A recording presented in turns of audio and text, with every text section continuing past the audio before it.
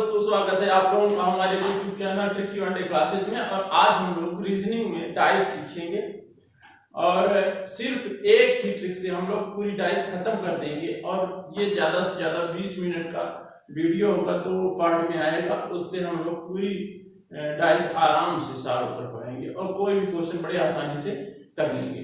तो चलिए सबसे पहले स्टार्ट करते हैं। डाइस, जिसको हिंदी में पासा बोलते हैं। डाइस दो प्रकार के होते हैं, एक होता है स्टैंडर्ड डाइस और ऑर्डिनरी डाइस, मानक पासा, साधारण पासा। ठीक है। अब स्टैंडर्ड डाइस वो होता है जो कि हम लोग खेलते हैं, जैसे लूडो में खेलने में जो उपयोग होता है वो स्टैंडर्ड डाइस होता है। और स्टैंडर्ड डाइस पहचानने के लिए आप लोगों को बस बहुत सिंपल, अब आप लोग कैसे पहचानेंगे कि स्टैंडर्ड डाइस है या ऑर्डिनरी डाइस है। इसको पहचानने के लिए आप लोगों को कुछ नहीं करना है। बस अगर आप लोग देखते हैं कोई भी डाइस के विपरीत फलक जो होंगे, अपोजिट फेस, उनका सम 7 हो रहा है तो वो क्या होगा, आपका स्टैंडर्ड डाइस होगा।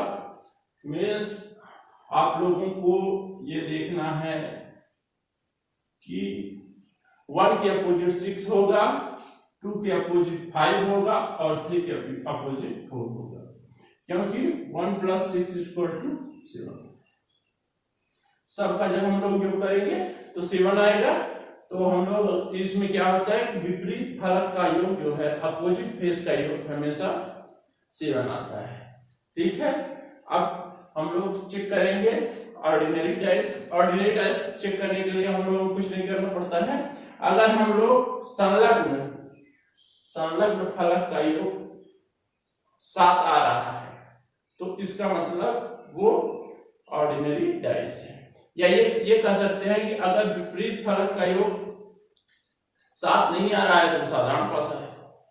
या यहाँ पे हम लोग अगर देखते हैं कोई भी पासा की 2 या 3 स्थिति दी है, अगर उसमें किसी भी एक पासा के संलग्न फेस का योग 7 हो रहा है तो वो क्या है, ऑर्डिनरी डाइस है।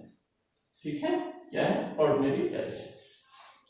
ओके, चलिए आज जैसे हम लोग देखते हैं यहाँ पे ये एक पासा आपको दिया है। इसके पासा के हम लोग हमेशा 3 ही फेस देख सकते हैं, 3 से ज्यादा नहीं देख पाएंगे। 3 फेस दिखाई देगा और 3 फेस पीछे रहेगा जो कि नहीं दिखाई देगा। अब इस पासा में अगर आप लोगों को बताना हुआ कि ये स्टैंडर्ड डाइस है या ऑर्डिनरी डाइस है, तो आप लोग यहाँ पे देख सकते हैं इस पासा में इसका जो है योग 7 नहीं हो रहा है। अगर इसके अपोजिट फेस को देखें तो उसका जो है योग 7 हो रहा है। तो यहाँ पे हम लोग अगर इसका किसी भी फेस का अपोजिट पूछ ले तो बड़े आसानी से निकाल सकते हैं। जैसे 2 है, उसका अपोजिट 5 हो जाएगा, 4 का अपोजिट 3 हो जाएगा, इसी ढंग से 6 का अपोजिट 1 हो जाएगा। ठीक है, इस ढंग से हम लोग बड़े आसानी से ये क्वेश्चन कर सकते हैं। चलिए अब हम लोग बात करते हैं, अगर जैसे एग्जाम में केवल एक फलक की एक स्थिति दी रही और उसका हम लोग आंसर निकालना हो तो कैसे निकालेंगे, चलिए आगे देख लेते हैं।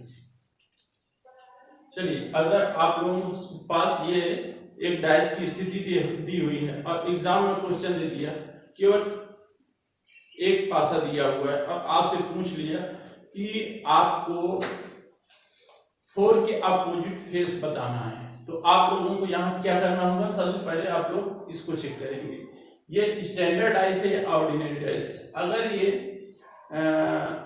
स्टैंडर्ड डाइस हुआ, यहाँ पे हम लोग देख सकते हैं कि किसी फेस के जो एडजेसेंट फेस है उसका योग 7 नहीं हो रहा है, मतलब ये मानक पासा है, स्टैंडर्ड डाइस है। तो अब हम लोग अगर, जैसा कि हम लोग जानते ही हैं कि 4 के अपोजिट क्या होता है, 3, तो यहाँ पे हम लोगों को कुछ सोचना नहीं है, डायरेक्ट आंसर आ जाएगा, चाहे 4 दिया हो या ना दिया हो, आंसर आ जाएगा।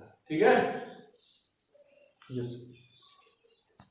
चलिए, अगर अब आप लोगों के पास एक ऐसा पासा दिया गया है जिसके कि एडजेसेंट फेस का योग 7 हो रहा है और इस पे हम लोगों को पूछ लिया गया कि 6 के अपोजिट फेस 6 का अपोजिट फेस क्या होगा बताइए। तो तो यहाँ पे हम लोग जैसे कि देख रहे हैं, इस स्थिति में हम लोगों को पता रहता है कि इसके अपोजिट क्या होगा, इसके अपोजिट क्या होगा, लेकिन यहाँ पे हम लोग ये नहीं बता सकते। यहाँ पे ऑप्शन के थ्रू बस इतना बताया जा सकता है कि 6 खुद के अपोजिट नहीं हो सकता, और 6 के अपोजिट 3 भी नहीं हो सकता, 6 के अपोजिट 1 भी नहीं हो सकता, क्योंकि ये लोग एडजेसेंट फेस पे हैं। तो 6 के अपोजिट बाकी जो तीन फेसेस होंगे, 4, 5 या 2, इसमें से कोई ना कोई होगा। इसलिए यहाँ पे हम लोग ये निश्चित नहीं कर सकते कि इसके अपोजिट 6 के अपोजिट फेस पे कौन सा फलक होगा, कौन सा नंबर होगा। ठीक है, चलिए अब हम लोग कुछ क्वेश्चन की तरफ बढ़ते हैं। जैसे देखिए, अगर कोई भी डाइस दिया होगा, एक क्वेश्चन दिया रहता है कि एक पासे को 2 बार उछाला गया और उसकी 2 स्थितियां जो है देखी गई। तो यहाँ पे क्वेश्चन बन जाता है, अगर ऐसे क्वेश्चन में 1 फेस कॉमन दिया हो, मतलब एक फलक दोनों में कॉमन हो, तो वहां पे कौन सा ट्रिक लगेगा। मेरे ख्याल से ये ट्रिक जो है हर जगह आप अप्लाई करके केवल किसी एक ट्रिक से आप पासे के सारे क्वेश्चन कर सकते हैं बिना किसी दिक्कत के। सारे क्वेश्चन ये आपका साधारण पासा में भी लगेगा और मानक पासा में भी लगेगा। यहाँ पे आपको करना क्या है, जैसे भी आप लोग यहाँ पे देख रहे हैं 2, 4 और 6 है, 2, 3, 5 है। तो यहाँ पे हम लोग चेक करेंगे कि कौन सा फेस कॉमन है। तो दोनों में 2 कॉमन आ रहा है।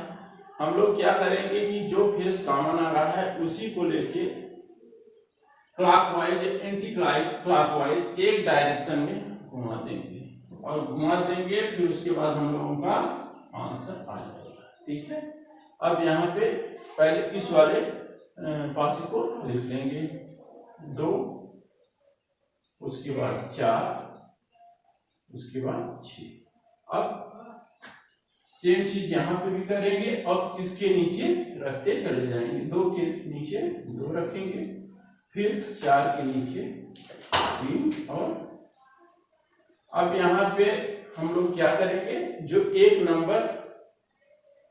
नंबर दोनों में दिखाई दे रहा नहीं है उसको हम लोग यहाँ पे रिप्लेस कर देंगे, यहाँ पे 1 रख देंगे। ठीक है, अब हम लोगों को पता चल चुका है कि 4 के अपोजिट 3 है और 6 के अपोजिट 5 है, 1 के अपोजिट 2 है। ठीक है, ये आ जाता है कि 3 किसी पासे के ऊपरी सतह पे अगर 3 है तो उसके नीचे वाली सतह पे क्या होगा। तो यहाँ पे हम लोग क्या कहेंगे, 3 के अपोजिट फेस पे क्या है, 4 है। डायरेक्ट आपका आंसर हो जाएगा, बिना किसी देरी के आप तुरंत इसको आंसर टिक करके आगे बढ़ सकते हैं। ठीक है, ओके, चलिए मान लीजिए ये आपके पास क्वेश्चन है, तो अब इसको आप लोग कैसे करेंगे। सबसे पहले हम लोग दोनों पास आके चेक करेंगे और देखेंगे कि इसमें कॉमन फेस क्या क्या है। या जैसे कि हम लोग यहाँ पे देख रहे हैं 4 दोनों में कॉमन है, तो हम लोग क्या करेंगे, इसी से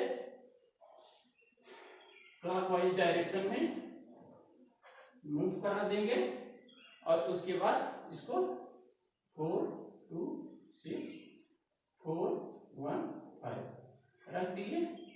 यहाँ पे हम लोग चेंज कर देंगे, ये आ गया 3, 2 के अपोजिट क्या हो गया 1, 6 के अपोजिट क्या हो गया 5। इस ढंग से हम लोग कोई भी क्वेश्चन बहुत ही आसानी से कर लेंगे। अब नेक्स्ट क्लास में मैं बताऊंगा अगर 2 फेस कॉमन हो या और ज्यादा फेस कॉमन हो, कोई फेस कॉमन ना हो, तो वहां पे हम लोग कैसे करेंगे। और इसके अलावा जो सबसे इंपॉर्टेंट है ओपन डाइस। ओपन डाइस में इतनी आसानी से बता दूंगा आप लोगों को कि किसी भी कॉम्पिटिटिव एग्जाम में कोई दिक्कत नहीं होगी, बस देखते ही उसका आंसर आ जाएगा। ठीक है, धन्यवाद।